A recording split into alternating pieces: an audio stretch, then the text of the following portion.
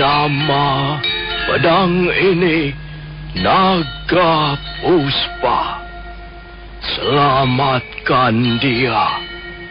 Jangan sampai jatuh ke tangan pendekar berwatak jahat.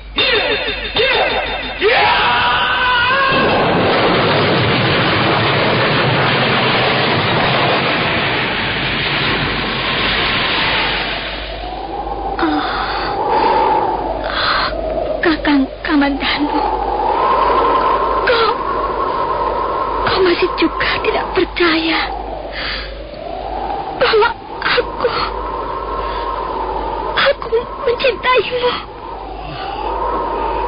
Meisin, maafkan aku, Meisin. Meisin. Meisin!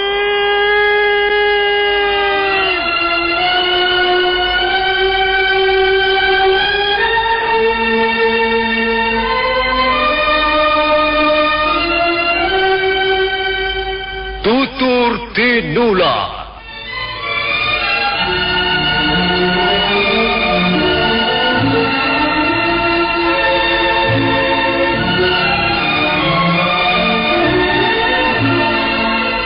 Sebuah sandiwara radio serial, produksi Sanggar Cerita dan teater Sanggar Prativi. Sebuah kisah dengan latar belakang sejarah runtuhnya Singasari dan berdirinya Kerajaan Majapahit.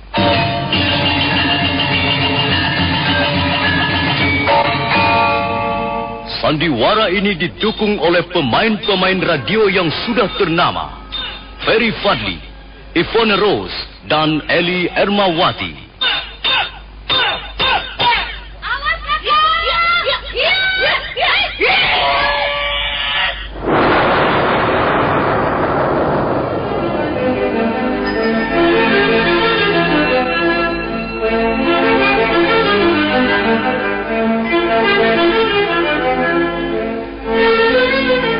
Cerita ini ditulis dan disusun oleh S. Tijab. Teknik dan montase dikerjakan oleh Rudi Tinangon dan Joko SP. Sutradara A.J. Udoro. Kali ini mengetengahkan episode kelima dengan judul Perguruan Lopanda.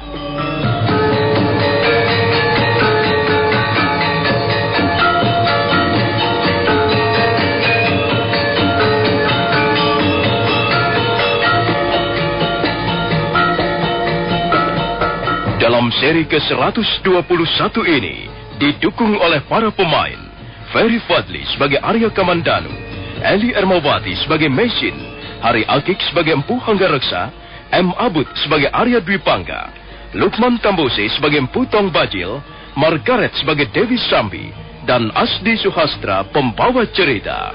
Selamat menikmati.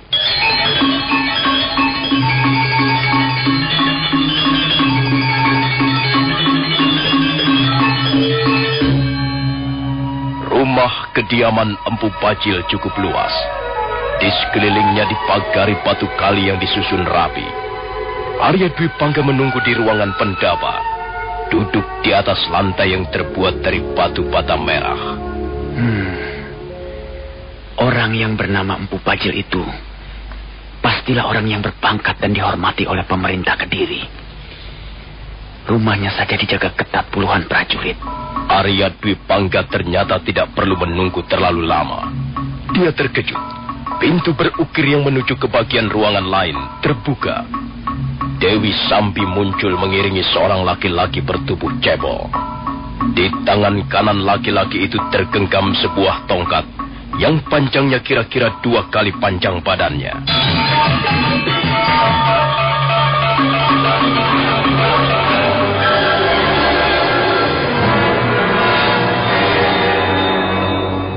Kakang, inilah orangnya. Dia mengaku bernama Arya Dwi Pangga. Iya. Di mana kau tinggal? Saya tinggal di desa Manguntur, Tuan. Manguntur. Cukup jauh dari sini. Benar, Tuan. Saya berkuda hampir separuh hari lamanya. Kalau kau berkuda jauh-jauh dari Manguntur menuju Jasun Wungkal ini, tentunya kau mempunyai keperluan yang sangat penting. Benar, Tuan. Saya ingin melaporkan sesuatu yang sangat penting. Dia mau melaporkan tentang wanita asing yang menjadi pelarian itu, Kakang. Yang sampai sekarang belum kita temukan jejaknya. Apa benar begitu? Benar, Tuan. Apa yang akan kau laporkan mengenai wanita pelarian itu? Cepat bicara yang jelas dan benar. Kau tidak boleh main-main di tempat ini. Iya, baik Tuanku Dewi. Tapi apakah wanita asing itu sekarang ini masih menjadi buron pemerintah, Tuan? Kau ini bicara apa, ha? Tentu saja wanita itu akan menjadi buron seumur hidupnya. Dia sudah melakukan kesalahan yang sangat besar. Dia dan suaminya, yang mungkin sekarang ini sudah mampus, telah menyebabkan kematian sejumlah prajurit Kediri. Bahkan pemerintah sampai membuat gambar 2 orang itu dan menyebarkannya ke desa-desa dan tempat-tempat yang ramai. Barang siapa dapat memberikan keterangan yang berharga akan mendapat hadiah. Apa kau belum mendengar berita ini? Apa kepala desamu di Manguntur tidak mengumumkan berita ini pada warga desanya?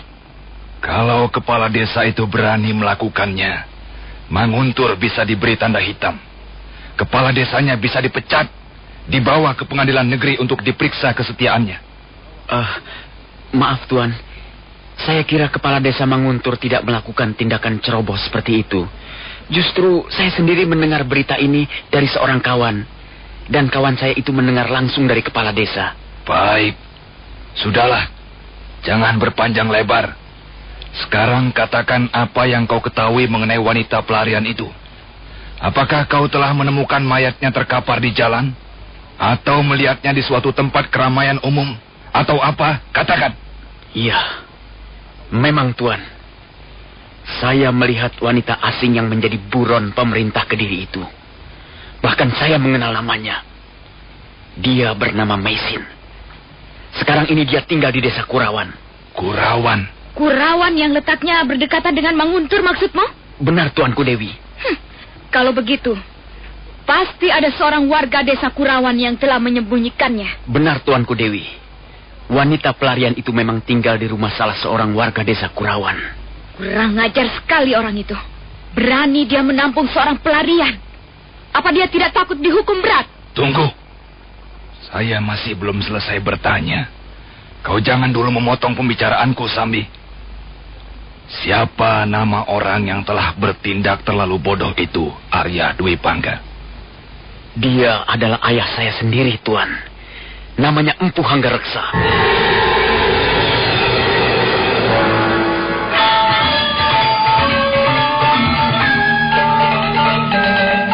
Dwi Pangga?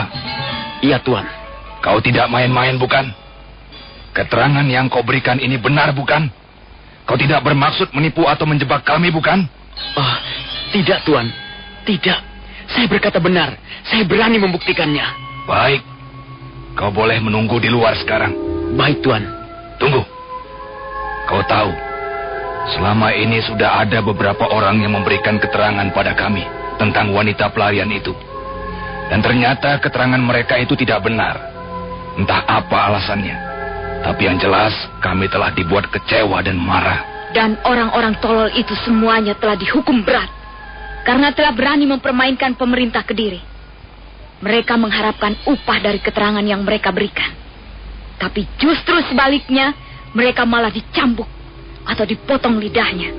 Karena telah membuat pimpinan kami kecewa dan marah. Ingat, Arya Dwi Pangga.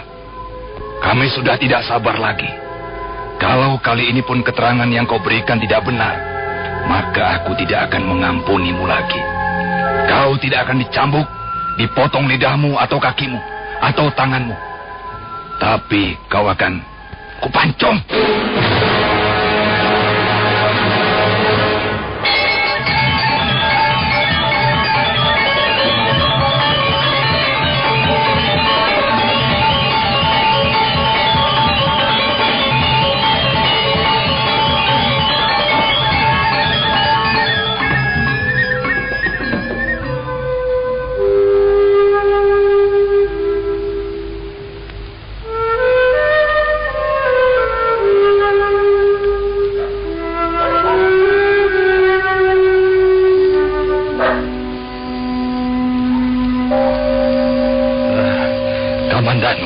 Ya, Ayahanda.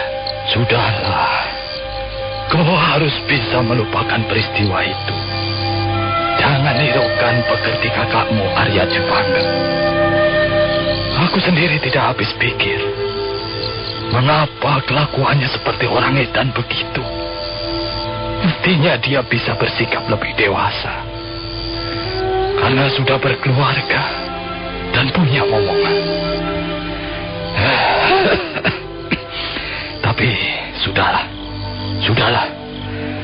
Bicara soal Dwi Pangga hanya akan membuat hatiku sakit.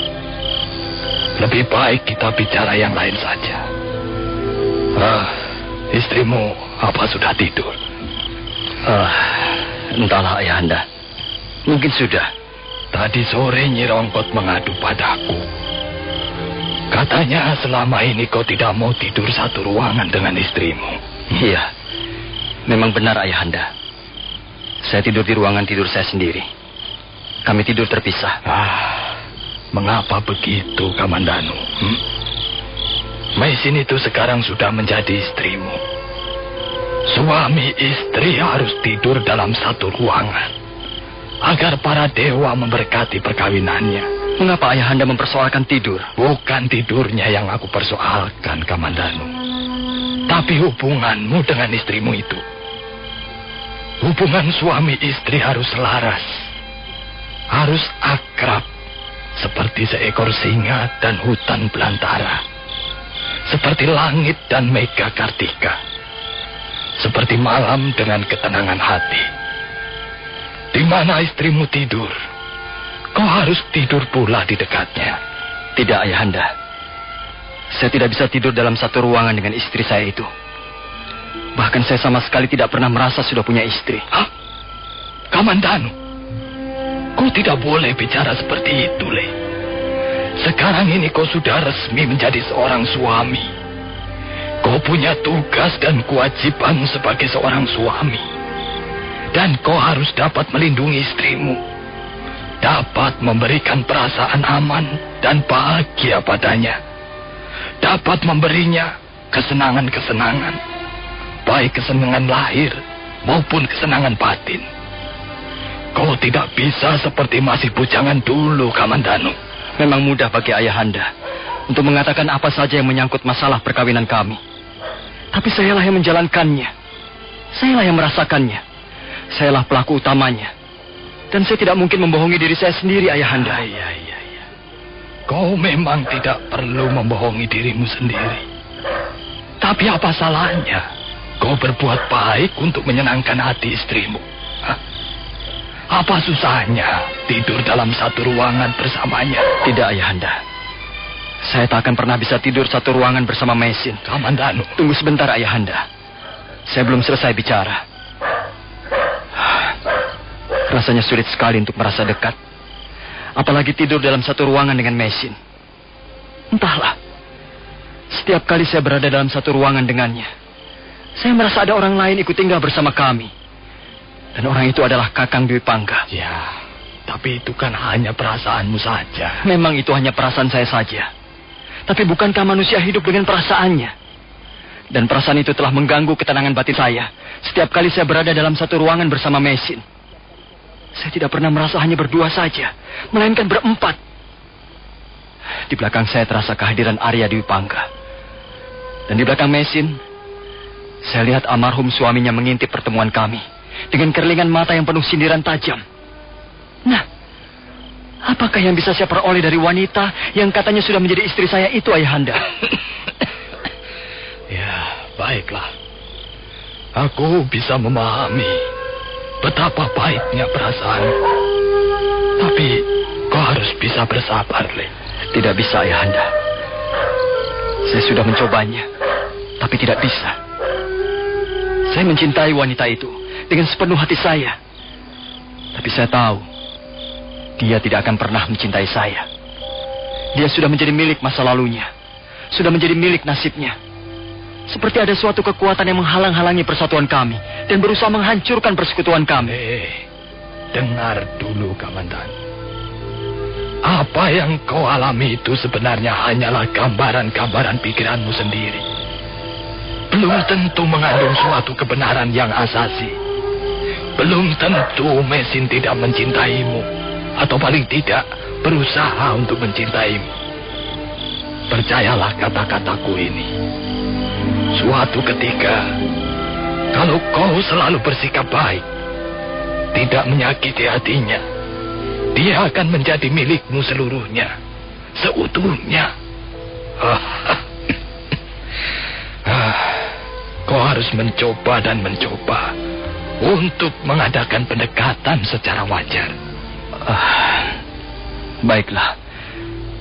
Saya akan menuruti kata-kata ayahanda, walaupun saya belum yakin apakah akan berhasil.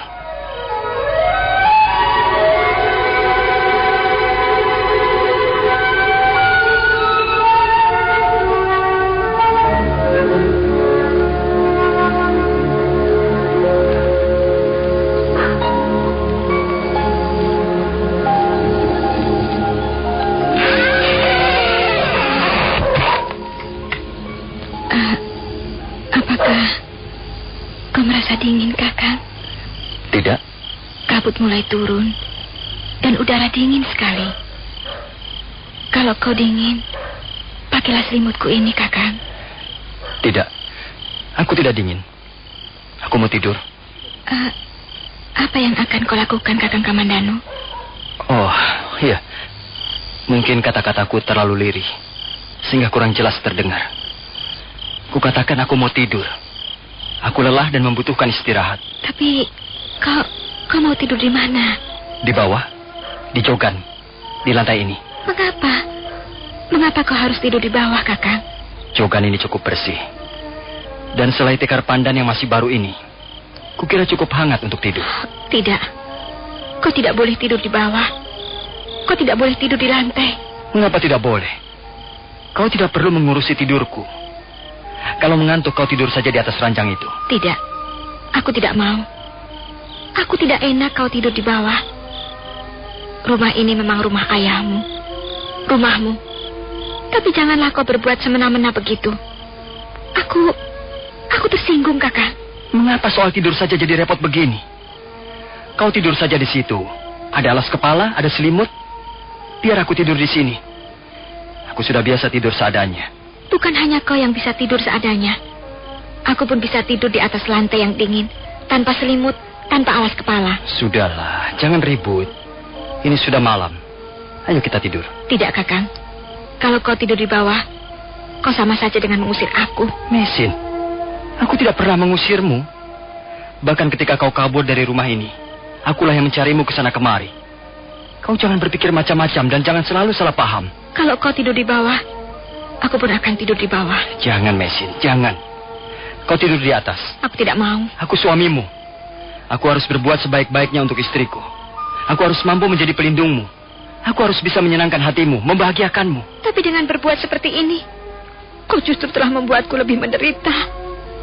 Lebih sengsara. Mengapa jadi begini? Kalau begitu, aku akan tidur di kamarku sendiri. Aku tidak mau ribut-ribut hanya karena persoalan tidur.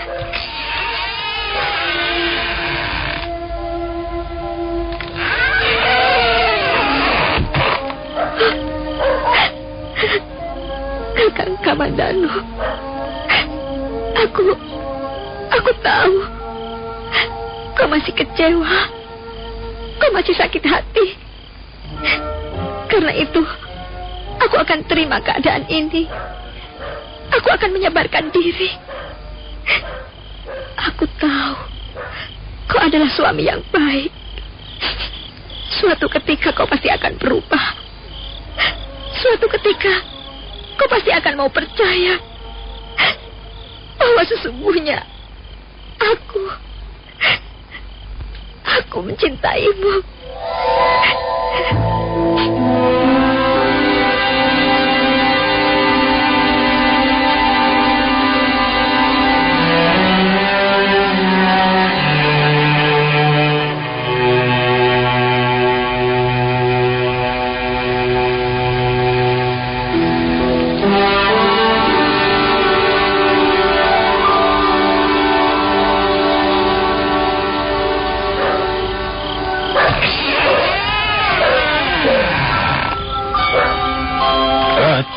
Tunggu dulu, Kamandanu. Aku mau keluar sebentar, Ayah. Udara malam ini terlalu panas. Hatimu yang panas, bukan udara. Sabarlah, anakku. Kau ini senang benar gerusa-gerusu. Sabarlah. Apakah Ayahanda mau membujuk saya lagi? Agar saya mau tidur bersamanya? Mau terus mendekatinya tanpa peduli akan harga diri? Saya bukan Arya Dwi Pangga, Ayahanda. Arya Dwi Pangga bisa makan apa saja yang ada di depan matanya, selama makanan itu masih menimbulkan selera di hatinya. Tapi saya tidak. Saya tidak akan melakukannya. Saya tidak akan mengkhianati bisikan hati nurani saya sendiri. Saya tahu Mesin tidak pernah mencintai saya. Mesin hanya merasa kasihan pada saya. Dan bagi saya, sikap seperti itu sangat tidak berperi kemanusiaan. Itu terlalu kejam. Apakah bukan sebaliknya? Hah? Justru kau yang telah berbuat kejam pada istrimu itu. Dia sekarang ini sudah menjadi istrimu, Kamandanu. Dia berhak memperoleh apa yang mestinya dimiliki oleh seorang istri. Saya tidak bisa memberikannya, Ayahanda.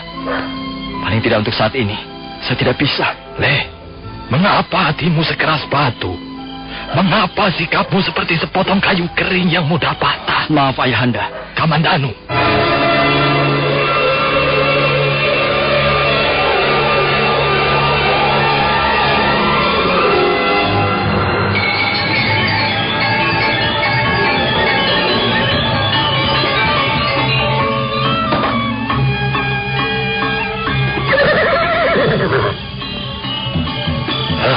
Kamandanu, kau mau pergi kemana? Ha? Kasihan istrimu itu. Dia tidak membutuhkan saya. Siapa bilang begitu? Dia hanya membutuhkan hayalan-hayalannya. Dia hanya membutuhkan mimpi-mimpi dan bukan kenyataan. Saya tidak bisa berada dalam satu ruangan dengan seorang wanita yang sibuk memikirkan nasibnya. Saya membutuhkan cinta dan bukan seonggok bayangan. Kamandanu! Kamandanu!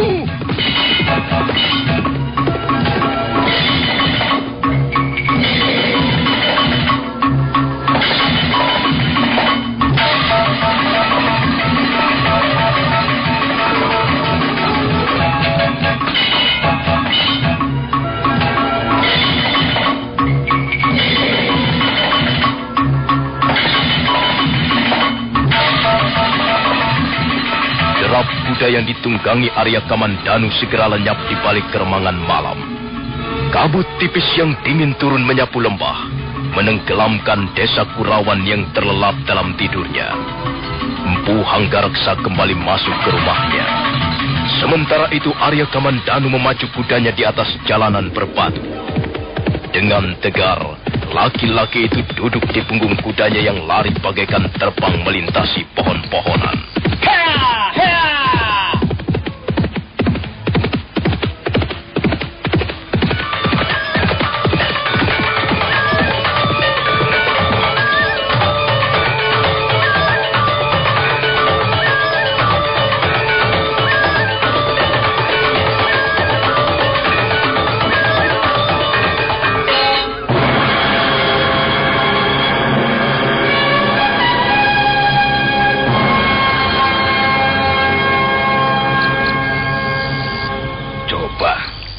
Aku ingin mendengar pendapat kalian. Apakah kita bisa mempercayai laporan orang yang bernama Arya Dwi Pangga ini? Iya, laporan itu memang belum tentu benar, Kakang. Tapi ada baiknya kita perhatikan, Kakang Bajil. Apakah mungkin seorang anak mengkhianati orang tuanya sendiri? Empu Hanggareksa, warga desa Kurawan, yang telah berani menyembunyikan wanita pelarian itu adalah orang tua Arya Dwi Pangga sendiri. Ya, hal itu mungkin saja terjadi, Kakang. Dan pasti ada sebab-sebabnya. Mengapa dia menempuh jalan seperti itu? Bagaimana pendapatmu, Sambi? Kukira kita bisa mempercayai laporannya, Kakang Bajil. Menurut pengakuannya, dia melakukan itu karena dendam. Dia telah dibuat cacat seumur hidup oleh adik kandungnya sendiri. Tangan kirinya sekarang semper, dan dia merasa tidak mampu membalas apa-apa. Karena katanya, adiknya itu mempunyai ilmu kanuragan yang cukup tinggi, Kakang. Aku masih meragukannya. Sebab bisa juga ini merupakan sebuah jebakan atau perangkap. Kita semua tahu bahwa Sang Prabu Jayakatwang sekarang ini sudah memaafkan Sanggrama Wijaya. Bahkan beliau telah berkenan menerima kehadiran menantu Kertanegara itu di Istana Kediri. Ya, bukan hanya itu saja, Kakang. Sang Prabu juga telah memberikan hutan tarik sebagai tempat pemukiman Sanggrama Wijaya dan para pengikutnya yang setia, Kakang. Karena itulah Gusti Arda Raja dan Tuan Kebo Mundarang memerintahkan agar kita semua meningkatkan kewaspadaan. Kita tidak boleh percaya begitu saja pada pengakuan Sanggrama Wijaya, dan kita harus mengawasi para pengikutnya dengan ketat. Aku kira apa yang dimaksudkan sebagai kebijaksanaan oleh Sang Prabu Jaya Katuang kali ini justru tidak bijaksana. Ya, mengampuni Sanggrama Wijaya dan memberinya kebebasan untuk membuka hutan tarik, sama halnya dengan memelihara anak macan. Orang tidak boleh begitu saja percaya pada binatang buas, sekalipun dia nampak jinak di hadapan kita. Bagaimanapun juga, Sanggrama Wijaya adalah bekas musuh besar. Belum tentu dia menyerahkan dirinya dengan tulus. Hei, Sakawuni, mengapa kau diam saja?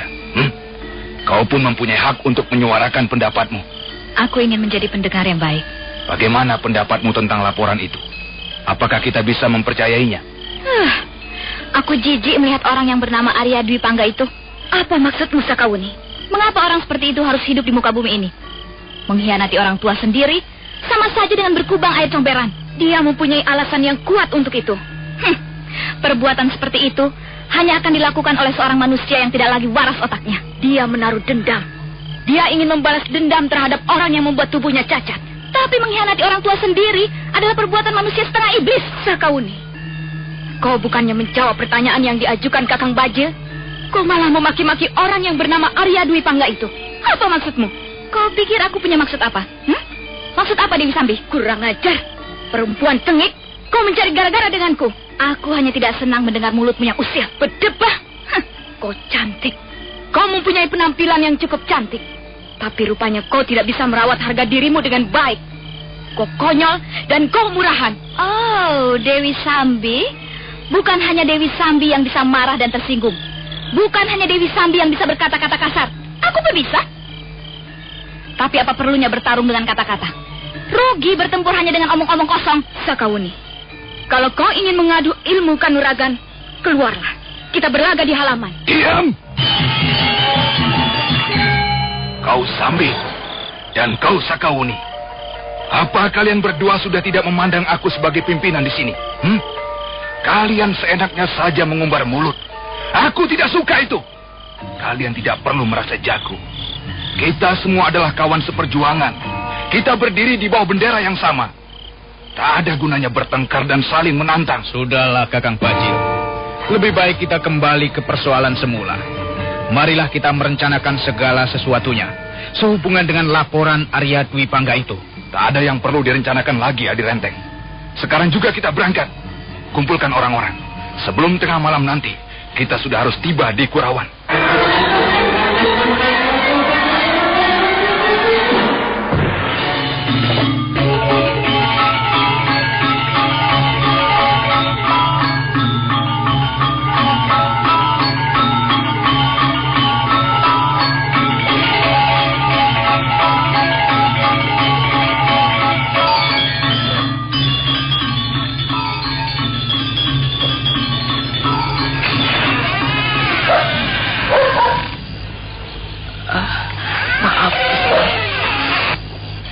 Hamba mengantarkan ramuan obat batuk. Hamba dengar semalam Gusti Anggareksa batuk-batuk. Iya. Memang semalam aku terbangun sampai 3 kali, Nyi. Karena batuk-batuk. Tenggorokanku rasanya gatal sekali. Ini hamba tumbukan kunyit, Gusti. Hamba campur dengan perasan jeruk nipis dengan sedikit gula merah. Minumlah, Gusti. Ya, terima kasih, Nyi. Letakkan saja di atas meja. Nanti aku minum sendiri. Ya, udaranya panas sekali. Apa kau tidak merasa gerah, Nyi? Mendung tebal sekali, Gusti. Tapi hujan belum turun juga. Memang udaranya agak panas. malam ini terasa lain. Tiba-tiba saja aku merasa sangat tua, Nyi. Gusti terlalu banyak berpikir yang berat-berat. Aku banyak mengalami kekecewaan yang pahit, Nyi. Apa yang kuharapkan ternyata banyak yang kandas di jalan. Tidak dikabulkan oleh Sang Hyang Widi. Dan entahlah, akhir-akhir ini aku mudah tersinggung, mudah marah. Apa yang kulihat, apa yang kudengar, serba tidak mengenakkan hatiku. Dan aku melihat jalannya roda kehidupan ini sudah tidak selaras lagi. Tidak indah lagi. Tersendat-sendat. Dan sepertinya bundaran roda itu mau terlepas dari porosnya. Sudahlah, Gusti Hanggareksa. Serahkan saja semuanya pada Sang Hyang Widi. Dialah yang menentukan jalannya roda kehidupan manusia di muka bumi ini. Ya. Kau benar, Nyi. Dulu aku pikir manusia dengan kehendak bebasnya mampu memilih dan menentukan jalan hidupnya sendiri. Tapi ternyata tidak. Ternyata anggapan itu tidak benar. Buktinya, apa yang telah kurencanakan dengan matang, apa yang telah kususun dengan rapi, hasilnya tidak ada yang memuaskan. Akal budi manusia ternyata bukanlah segala-galanya, Nyi. Iya, benar, Gusti. Manusia hanya merencanakan saja. Iya, Nyi. Tapi apa yang akan terjadi kemudian adalah bukan wewenangnya. Iya. Baiklah. Kalau kau mau tidur, tidurlah, Nyi. Baik, Gusti. Nyi Rongkot. Ya, Gusti. Terima kasih atas kebaikanmu selama ini, ya, Nyi. Jangan begitu, Gusti. Hamba tidak pernah merasa telah berbuat sesuatu yang pantas dipuji. Hamba hanyalah sekedar menjalankan tugas dan kewajiban hamba sebagai manusia yang hidup. Selamat malam, Gusti Hanggareksa. Selamat malam, Nyi. Nyi Rongkot. Perempuan itu juga nampak semakin tua. Sudah lebih 20 tahun dia mengikuti aku. Menjadi abdi di rumah ini. Dia adalah abdi yang baik dan setia. Dia tidak pernah berpikir terlalu jelimet. Dia hanya memikirkan bagaimana seharusnya melayani orang lain dengan sebaik-baiknya.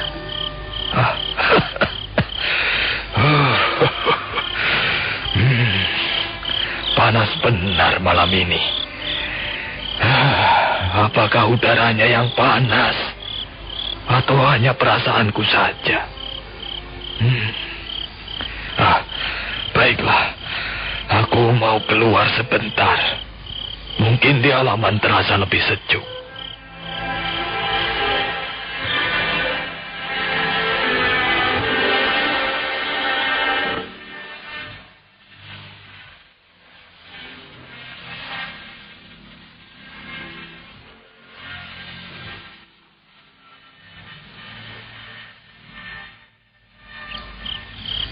Empu Hanggareksa menutup pintu serambi depan sebelum melangkah ke halaman. Angin bertiup menggoyangkan pucuk-pucuk pohon kamala dan angsana yang berderet di sepanjang halaman. Hampir seluruh usiaku habis di tempat ini. Alangkah cepatnya waktu berlalu.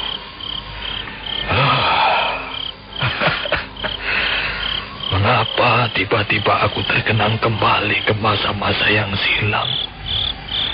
Masa-masa yang sudah jauh tertinggal di belakang punggungku yang tua renta ini. Rasanya seperti baru kemarin sore. Mengapa kau belum tidur, Kakang? Ini sudah terlalu malam. Oh, apa yang kulihat ini? Bukankah kau... Ya, aku Sri Manaki, istrimu. Mengapa kau datang menemui aku, Sri Manaki? Apakah kau datang untuk menjemput aku? Tidak, Kakang Hanggareksa. Aku datang karena kasihan melihat keadaanmu. Kau nampak sangat lelah. Ya, aku memang sangat lelah. Aku lelah setelah berjuang keras untuk memperoleh apa yang kita cita-citakan dulu, Manaki. Aku telah gagal, istriku. Aku gagal. Maafkan aku, Nyi. Aku telah sia-sia bekerja keras sepanjang umurku. Tidak, Kakang. Tak ada yang sia-sia. Apa yang telah kau kerjakan sudah cukup. Orang tua memang sekedar tumpukan batu-batu bagi anak cucunya. Anak cucu itulah nanti yang akan mendirikan bangunan megah di atas tumpukan batu bata, hasil keringat leluhurnya. Ya, kau benar, Manaki. Kau benar sekali. Mungkin tak banyak yang menyadari hal ini. Tapi, apakah aku telah meletakkan dasar-dasar yang kokoh bagi anak cucuku nanti? Nampaknya tumpukan batu bata yang tersusun tidak cukup kuat untuk membangun sesuatu yang megah.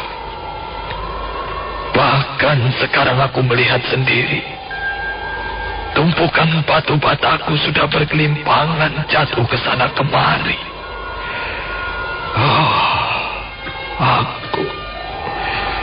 Aku menyesal sekali. Aku laki-laki tua yang tak berguna lagi. Aku manusia jompo yang penuh dikerubuti penyakit mengerikan. Manaki.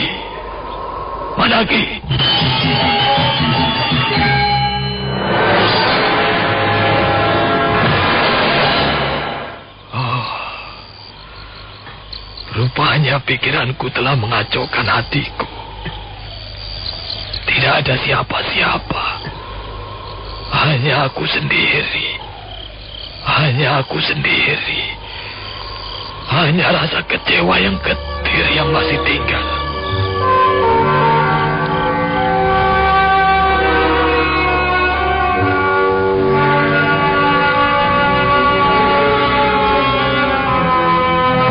Hanggareksa masih berdiri di halaman rumahnya.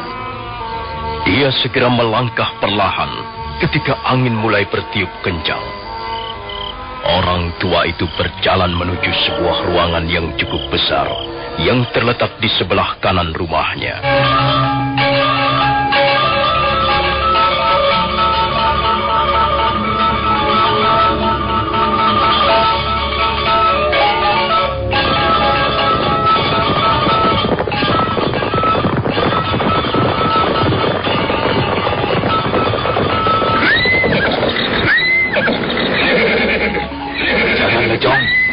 Dan kau Jaran Bangga, cepat pergilah ke rumah kepala desa Kurawan. Katakan bahwa pemerintah Kediri akan menangkap warga desa Kurawan yang bernama Empu Hanggareksa, yang telah berani menyembunyikan seorang wanita pelarian. Katakan juga bahwa dia tak perlu turut campur urusan ini. Kalau sampai dia turut campur dan membuat kesulitan, dia akan segera berurusan dengan pemerintah Kediri. Baik, Tuan Bajil. Hei, kau Dwi Pangga. Ya, Tuan. Apakah masih jauh letak rumah ayahmu? Tidak seberapa jauh lagi, Tuan. Tinggal melewati sebuah tikungan lagi. Baik. Ayo, kita teruskan perjalanan. Awas, kalau nanti kita sampai di rumah Hanggareksa, jangan ada yang bertindak sendiri-sendiri. Semua harus menunggu aba-aba yang kuberikan. Hiya, hiya, hiya, hiya.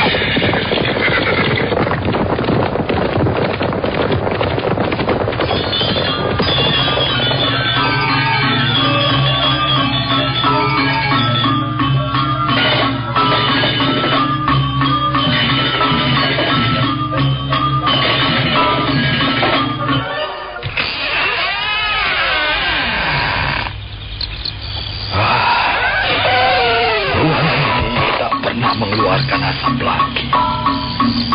Dulu ruangan ini selalu panas membara, memancarkan semangat kehidupan yang menyala-nyala. Tapi sekarang ruangan ini seolah-olah sudah tenggelam di lembah kematian. Tak ada tanda-tanda kehidupan. Tak ada keringat manusia yang sedang bekerja. Tungku itu tidak lagi bernapas. Tempayan-tempayan air itu pun sudah lumutan. Ya, ruangan ini sudah mati. Terkubur bersama usia tuaku yang sakit digerogoti kegagalan. Dulu aku pernah mengharapkan anak-anakku akan meneruskan usahaku di sini. Dwi Pangga sibuk mengolah logam, dan Kamandanu sibuk menempa besi. Dulu seluruh harapanku kutanam dalam-dalam di ruangan ini. Aku bekerja keras siang malam. Ribuan senjata pernah dihasilkan ruangan ini. Tapi apa hasilnya sekarang? Sia-sia. Iya. Sia-sia. Tak ada yang bisa kupungut lagi dari tempat ini. Sia-sia. Akhirnya hanya seperti ini. Sia-sia. Akhirnya semuanya rusak dan binasa.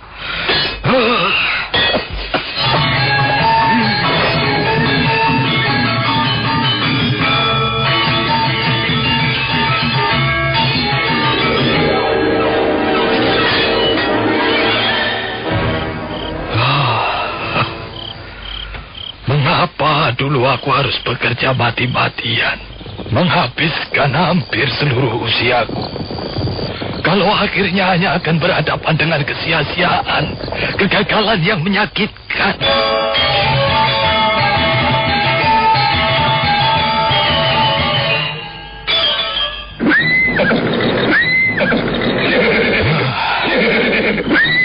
Agaknya malam ini aku banyak tamu.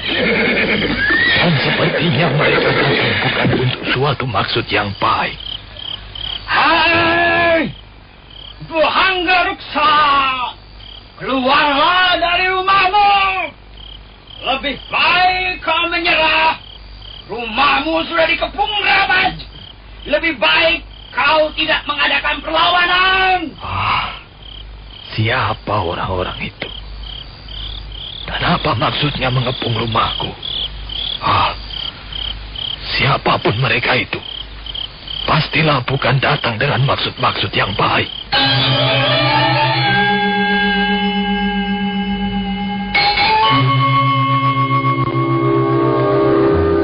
Dengan penuh tanda tanya, Empu Hanggareksa melangkah ke halaman depan. Sementara itu di halaman depan, nampak beberapa orang penunggang kuda masih belum turun dari punggung kudanya. Di antara mereka, nampak Empu Bajil, Empu Renteng, Dewi Sambi tidak sabar lagi menunggu. Nah, saudara pendengar, bagaimanakah kisah selanjutnya? Peristiwa apa yang akan menimpa diri Empu Hanggareksa? Saudara pendengar, silakan menunggu seri berikutnya. Sampai jumpa.